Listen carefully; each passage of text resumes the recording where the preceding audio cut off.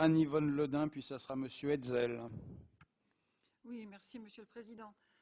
Simplement pour dire que je m'étonne de la violence des mots qui sont utilisés, parce que finalement, le mariage est un acte civil depuis 1792, et on n'est absolument pas, et il est désacralisé depuis cette époque, et il renvoie les convictions personnelles, religieuses, à des actes privés. Et donc, oui, mais moi j'en parle, parce que quelque part, vous le sacralisez. Vous le sacralisez parce que nous avons une proposition tout à l'heure qui a été de dire on pourrait faire quelque chose qui serait une union civile qui donnerait les mêmes droits et les mêmes possibilités que le mariage. Et donc, c'est juste une question de mots. Ça a été dit par Mme Constantin-Morizet. De trouver quelque chose qui ferait que ça serait pareil, mais ça n'aurait pas le mot. Et donc, on est véritablement sur une bataille de mots. Et on sait ô combien on sait que nous sommes ici parce que nous sommes des représentants du peuple, nous avons été élus, nous avons été des porteurs de paroles et nous avons convaincu sur ces paroles. Et la loi, c'est la parole écrite.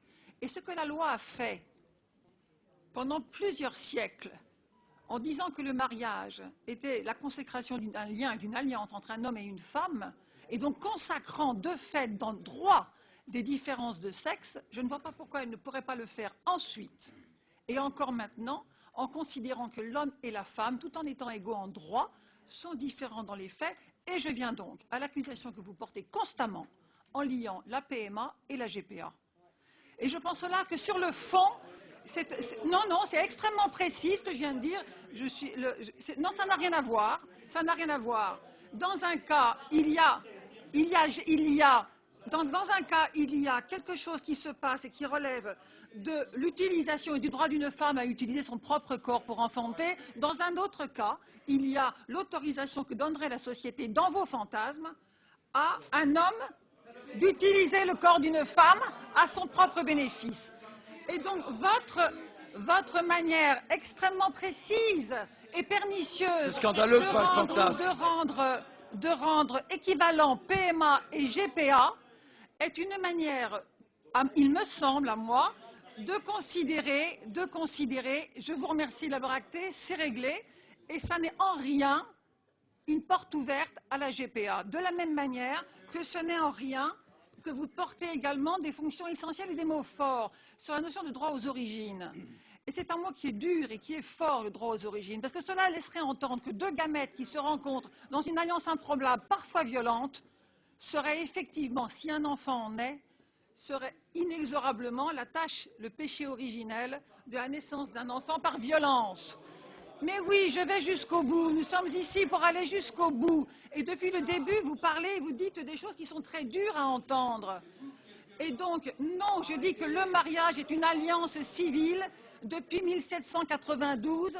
C'est quelque chose de fondamental et que là, on l'ouvre d'une manière raisonnable et responsable à tous ceux qui voudront se marier, quel que soit leur sexe, quelle que soit leur pratique affective et sexuelle. Et c'est en tant que femme, en tant que mère, fille, cousine, voisine, oui, électrice, élue, que je m'exprime ici.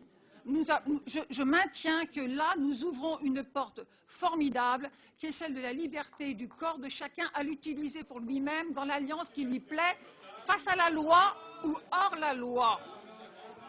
Et le mot d'union civile renvoie à l'union libre, dans laquelle bien des couples aujourd'hui travaillent et enfantent et vivent dans cette union libre auquel, homosexuels ou hétérosexuels, nous avons droit aujourd'hui, et qu'il est temps que cette égalité profonde puisse aller jusqu'au mariage, qui est au fond la manière dont on veut, devant la loi, sacraliser devant tout le monde une réalité civile. Et notre société y est prête, elle le souhaite, et nous y allons. Je crois que c'est quand même quelque chose de tout à fait... C'est une loi qui est simple et qui ne mérite pas ce besoin que vous avez de la... Mais si, avec le bruit que vous faites, c'est pas étonnant. Oui, voilà. Ben non, Merci. moi j'entends pas. Ici, j'entends pas. Honnêtement, vous passez votre temps les uns et les autres à vous dire respectez les gens, vous vous écoutez pas. Non? Non? Ben non. Si vous écoutez, elle pourra construire son raisonnement. C'est tout. C'est tout. Nous donnons Bien, Madame Le Dain. à des réalités sociales la solidité de la loi. Et c'est important et c'est des réalités sociales. L'homosexualité est une réalité sociale et qu'il faut reconnaître. Et que là, nous allons dans une société, une démocratie apaisée. Nous donnons à tous les êtres humains la possibilité de s'allier selon leurs goûts et leurs souhaits, comme ils le souhaitent et comme ils le veulent, avec les mêmes mots et le même vocabulaire, parce que quand on fait de la politique, on sait ô combien les mots font sens. Et là, Merci, madame, de vous acheminer vers votre conclusion. Merci beaucoup, monsieur.